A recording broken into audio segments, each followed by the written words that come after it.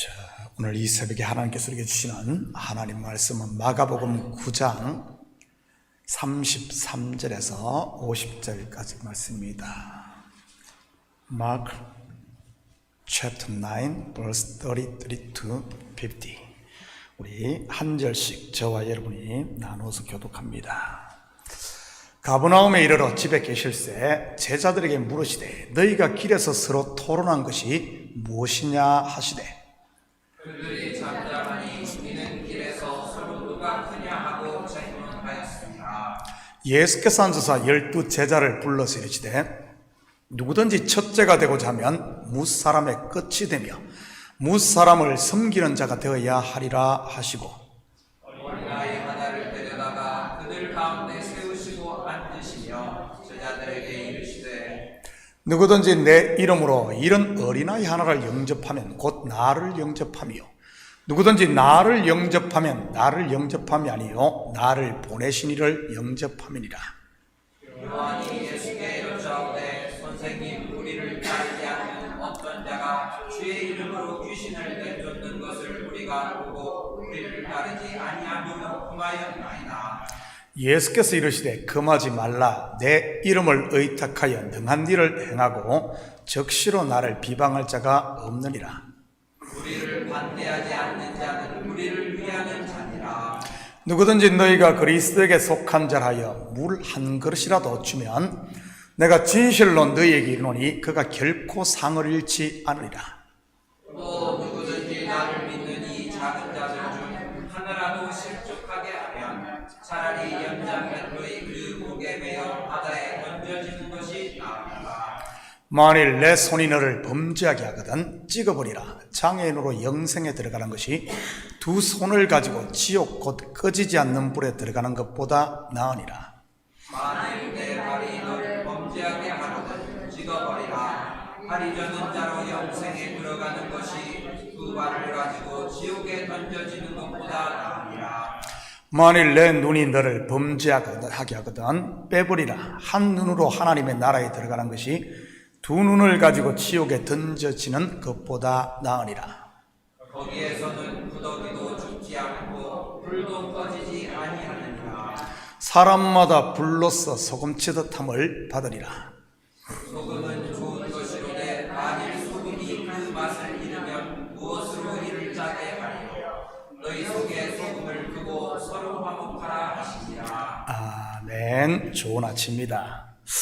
패트릭 스웨이지와 데미 무어 주연의 사랑과 영혼이라는 영화를 보신 분 계십니까? 안 본 척하고 계시지만 다들 보셨을 것입니다. 1990년에 개봉되어 대히트를 친 작품이지요. 원제는 호스트이고요. 영화도 영화이지만 거기에 삽입된 OST가 유명하지 않습니까? Oh my love My darling 하는 곡 말이지요. 이 영화에서 패트릭 스웨이지가 샘 역으로 그리고 데미 무어가 몰리 역으로 열연을 했습니다. 월스트리트에 근무하는 샘과 도에가 몰리는 서로 사랑하는 연인인데 몰리가 I love you 하면 샘은 언제나 디토로 대답을 합니다. 디토 무슨 뜻이죠? 동감이야 하는 뜻입니다.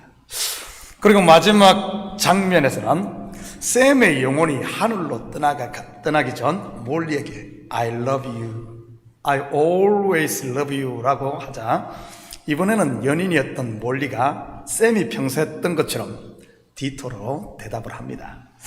디도, 동감이야 는 서로를 향한 그들만의 독특한 표현이었던 것이지요. 아직도 못 보신 분이 계시다면 유튜브로 한 번씩 보시기 바랍니다. 오래된 영화니까 이 무료로 시청 가능하고요. 이번 고난주간 특별 새벽기도의 주제가 화해 또는 화목입니다. 우리는 지난 두 번의 설교를 통해 교회 안에 일어나는 다툼의 근본 원인이 무엇인지 살펴보았습니다. 물론 구약에서는 가정이나 나라의 형태로 소개를 했지만 둘 다 신약의 교회를 모형하고 있는 것이고요. 요셉의 형들이 왜 요셉을 애굽에 팔았습니까? 시기 질투 때문에. 사울왕이 왜 다윗을 그렇게 미워하고 죽이려고 했습니까? 시기와 질투 때문에. 가인이 왜 동생 아벨을 돌로 쳐 죽였습니까? 시기와 질투 때문에. 그렇다면 왜 교회에 다툼과 분쟁이 생겨 성도가 반목을 하는 것이겠습니까? 이하 동문인 것입니다. 한마디로 시기 질투로 인해 생긴 섭섭병 때문에 말이지. 결국 근본을 알고 보면 자기를 부인하지 않아서 그런 겁니다.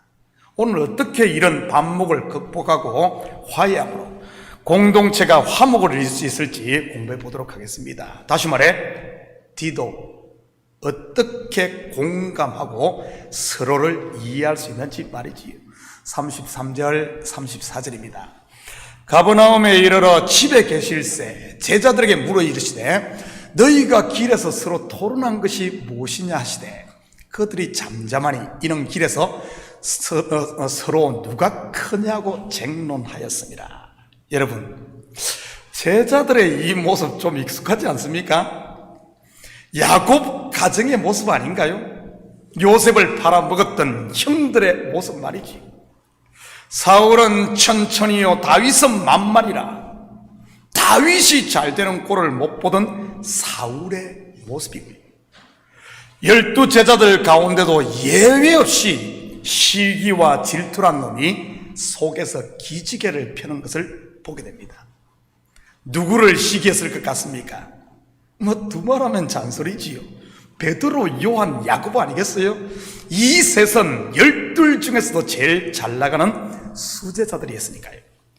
누가 크냐 하고 쟁론하였습니다. 우리 성경은 번역을 좀 부드럽게 했지만은 한마디로 하면 속에서 암투가 벌어지고 있었다는 말입니다. 내가 올라가려고 위에 있는 사람을 끌어내려야 하니 말이지. 정치판도 아니고 이게 뭡니까? 그런데 안타깝게도 이것이 교회의 모습이요, 우리의 모습이라는 사실입니다. 아는 척하고 있을지 몰라도 말이지요, 왜죠? 우리는 근본이 붉은 흙 아담들이니까요. 먼지요 제 덩어리 말입니다. 여러분, 먼지 덩어리 털면 뭐가 나오겠어요? 먼지만 나오는 겁니다. 그렇다면 그 먼지 다 어디로 가겠습니까? 먼지 터는 사람이 다 들이마시고 뒤집어 쓰는 겁니다. 35절입니다. 예수께서 앉아서 12 제자를 불러서 이르시되 누구든지 첫째가 되고자 하면 무사람의 끝이 되며 무사람을 섬기는 자가 되어야 하리라 하시고, 무슨 말입니까? 시기 질투가 나서 형제를 끌어내리고 짓밟아도 절대 올라갈 수 없다는 말입니다. 그러면 그럴수록 오히려 더 낮은 곳으로 떨어지게 되는 것이지. 비록 세상에서는 그렇게 해서 올라갈지 몰라도 말이지. 로마서 12장 2절입니다. 너희는 이 세대를 본받지 말고 오직 마음을 새롭게 함으로 변화를 받아 하나님의 선하시고 기뻐하시고 온전하신 뜻이 무엇인지 분별하도록 하라. 저는 우리 식구들이 교회에서 세상의 이런 것들이 아닌, 세상법이 아닌 하나님의 법을 쫓을 수 있기를 축복합니다. 38절입니다. 요한이 예수께 여짜오되 선생님, 우리를 따르지 않는 어떤 자가 주의 이름으로 귀신을 쫓아내는 것을 우리가 보고 우리를 따르지 않으므로 금하였나이다. 여러분, 요한이 왜 예수님의 이름으로 귀신 쫓아내는 사람을 금했겠습니까? 그리고 자기의 행동을 예수님께 자랑합니까? 나 잘했죠? 이러면서 말이지. 그 근본을 들여다보면 요한의 마음 또한 이하 동문인 것입니다. 시기와 질투. 자기는 못하는데 머리에 피도 안 마른 새파란 가돈 사람이 귀신을 쫓아내니 말이지. 어쩌면 이렇게 우리와 똑같죠. 나보다 헌금을 누가 많이 해도 시기가 나고, 나보다 기도를 오래 해도 질투가 나고, 나보다 찬양 소리가 커도 귀에 거슬리고, 나보다 앞자리에 앉아도 꼴보기가 싫고, 나보다 교회에 먼저 와도 그것까지 싫으니 말이지. 방금 그러지 말라고 예수님이 가르쳐놨는데 또 그러고 있는 제자들, 그런 것들 보면 예수님도 3년 반 동안 참 목회하느라 고생 많았던 것 같아요. 제자들 백날 가르쳐도 못 알아듣고 똑같은 일을 반복하고 있으니 속위에 경일 끼지니 말이지. 참 그런 거 보면 저는 성경을 볼 때마다 위로가 됩니다. 예수님이 직접 가르쳐도 못 알아듣는데 뭐 제가 가르친다고 알아듣겠어요. 성령이 역사해야 되는 겁니다. 성령이. 42절입니다.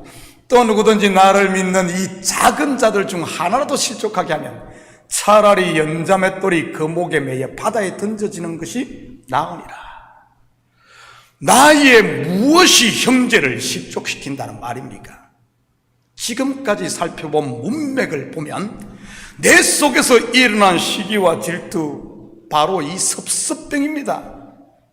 가인의 질투가 아벨을 죽였고 형들의 시기가 요셉을 팔았으며 사울왕의 섭섭병이 다윗을 도망자로 만든 것 아닙니까? 실제로 내가 높아지려는 탐욕이 얼마나 많은 어린 성도들을 실족해 합니까? 차라리 연자맷돌이 그 목에 매여 바다에 던져지는 것이 나으리라. 확 죽으라는 말일까요? 아니면 그런 사람 확 죽여버리라는 말일까요? 뒷구절에 보면 그런 일이 있을 바에는 차라리 손도 찍어버리고 발도 찍어버리고 눈도 뽑아버리라고 합니다. 그것이 지옥에 들어가는 것보다 차라리 낫다고 하면서 말이지. 그렇다면 왜 예수님께서는 듣기도 민망한 이런 강한 표현을 써가며 으뜸이 되려고 하는 마음, 남이 잘 되는 것을 못 보는 시기와 질투의 마음을 경계시키는 것이겠습니까? 왜죠?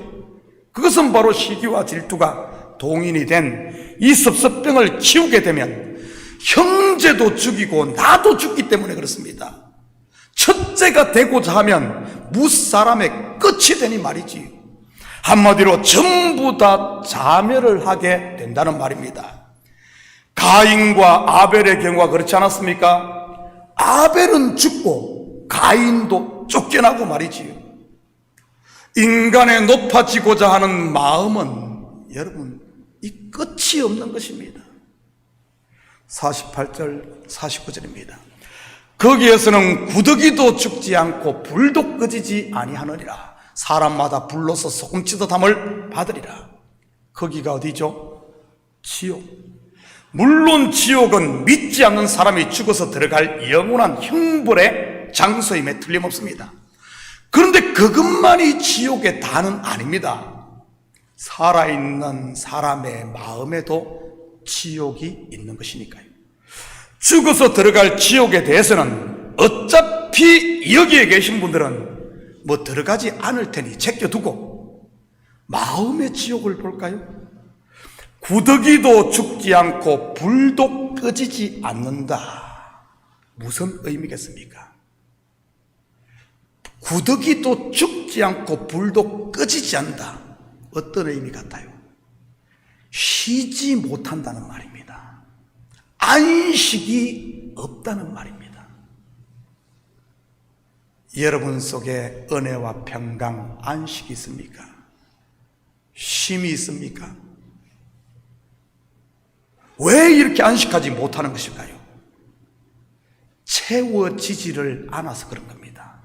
그래서 요한계시록에서는 지옥을 무적갱, 곧 바닥이 없는 깊은 구덩이라고 한 것이고요. 아무리 부어도 바닥이 없으니 채워지지 않는 바로 인생들의 마음 말입니다. 여러분, 뒷동산을 오르면 어디를 오르고 싶습니까? 좀 더 높은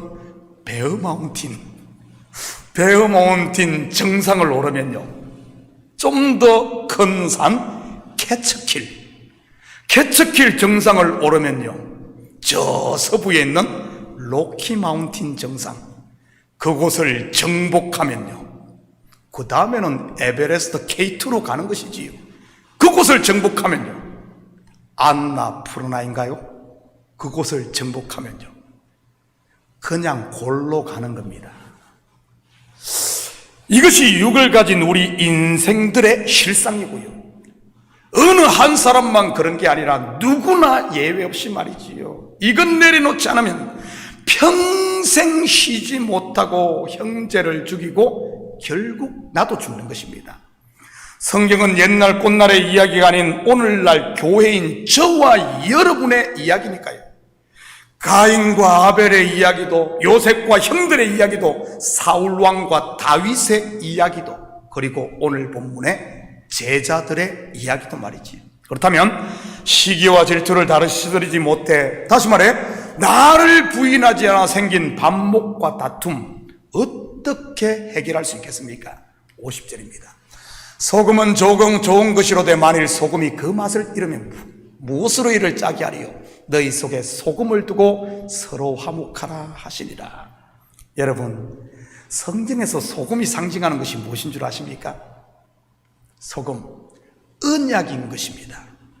바로 하나님의 말씀 곧 영원히 변치 않는 언약 말이지. 물론 이 언약에는 옛 언약인 율법과 새 언약인 진리 곧 은혜 언약이 있는 것이고요. 그렇다면 소금이 그 맛을 잃는다는 말은 무엇이겠습니까? 여기엔 두 가지 해석이 가능합니다. 첫째는 소금의 맛 곧 짠맛은 겉의 것이 아닌 속의 것을 말하는 것으로서 옛 언약 즉 율법의 속의 것을 알지 못하면 nothing이라는 말입니다. 다시 말해 율법의 겉의 것만 붙잡고 있으면, 그리고 진리에 이르지 못하면 결국은 버림받는다는 말로 율법을 통해서는 속의 것 반드시 진리신 예수를 만나야 된다는 말입니다. 그게 맛이에요. 맛을 잃은 소금, 속의 것을 알지 못한 이런 것들. 그래서 밖에 버리워진 사람들이 바로 예수님 당시에 바리새인들과 서기관들, 그리고 종교 지도자들이었던 것이고요. 유대인들도 마찬가지고요. 맛을 잃어서 안의 것을 발견하지 못해서 말이죠. 두 번째는 소금적 언약은 그것을 믿을 때 맛이 난다는 말입니다. 하나님의 언약 곧 약속이 주어도 믿지 않으면 그것은 그냥 꽝이라는 말이지요. 말씀을 듣지 않고 순종하지 않으면 그거는 스쳐 지나가는 바람소리에 불과하다는 말입니다. 생명을 살리는 이 하나님의 말씀이 말입니다. 그렇다면 너희 속에 소금을 두고 화목하라는 말이 무엇이겠습니까? 바로 언약 곧 말씀 안에서 하나가 되라는 말입니다. 우리 모든 공동체가 하나님의 말씀에 순종할 때 하나가 되고 화목이 된다는 말이지요. 왜냐하면 교회의 머리는 그리스도요, 우리는 그 몸의 지체이기 때문에 그렇습니다. 우리 몸으로 비유하자면 눈은 눈의 위치와 역할을 말씀을 통해 찾고, 귀는 귀의 역할과 위치를, 손은 손의 역할과 위치를 말씀 안에서 찾아 자기 자리를 지킬 때 진정한 화목이 이루어진다는 말입니다. 우리 몸의 지체들이 자기 위치에서 역할을 잘 감당하지 못하면 어떻습니까? 손이 머리가 되려고 하면 어떻게 돼요? 불화가 되고 결국에는 이 몸이 완전히 그냥 지멋대로 아니겠어요? 여러분, 우리 몸의 각 지체들이 자기 위치를 지키고 자기 위치의 역할을 감당할 때 몸은 건강한 겁니다. 다시 말해 언약 곧 말씀 없이 내가 용서할게, 우리 화목하게 지내자 하면서 밥 사주고 떡 사주고 커피 백날 사줘도 진정한 화해가 될 수 없고 화목할 수 없다는 말입니다. 그렇지 않습니까? 손이 머리 되려고 하고 발이 손이 되려고 한다면 어떻게 되겠어요? 실컷 밥 사주고 떡 사줘도 결국은 원수가 되는 겁니다. 진정한 화목은 온 교회가 말씀에 귀 기울이고 그 각자가 그 말씀을 잡고 실험하며 그 말씀 앞에 나를 첫 복종시키고 순종할 때 자기 자리를 찾을 때 교회가 화목하고 하나님 안에서 전혀 다른 일을 하는 것 같은데 화목을 이루며 조화를 이룬다는 사실입니다. 바로 우리 속에 소금 하나님 말씀을 두고 모두가 그 말씀을 바라보고 그 말씀을 듣고 그 말씀 앞에 나를 복종시킬 때 말이지. 사랑하는 성도 여러분, 오늘 하루도 말씀에 순종함으로 서로를 디도 공감하시고 하나님 안에서 화해를 이루고 화목을 누리는 복된 하루 되시기를 예수님의 이름으로 축복합니다. 같이 기도하십시다. 사랑의 아버지 하나님, 참으로 감사드립니다. 너희 가운데 소금을 두고 화목하라 하신 하나님, 맞습니다. 우리가 하나님의 언약 안에서 한 형제요 자매요 한 공동체요, 더 나아가 그리스도를 머리로 한 지체임을 알게 됩니다. 하나님, 맞습니다. 아버지 하나님, 내가 머리 되려고 하는 것이 아니라 말씀 안에서 나를 향하신 하나님의 뜻을 깨달아 섬기는 자는 섬기는 자로, 가르치는 자는 가르치는 자로, 노래하는 자는 노래하는 자로, 아버지 하나님, 참으로 우리의 위치를 잘 알아 말씀 안에서 순종함으로 성령의 하나됨을 통하여 온전히 우리가 화목하고 화해하며 하나님이 기뻐하시는 건강한 공동체 되게 도와주시옵소서.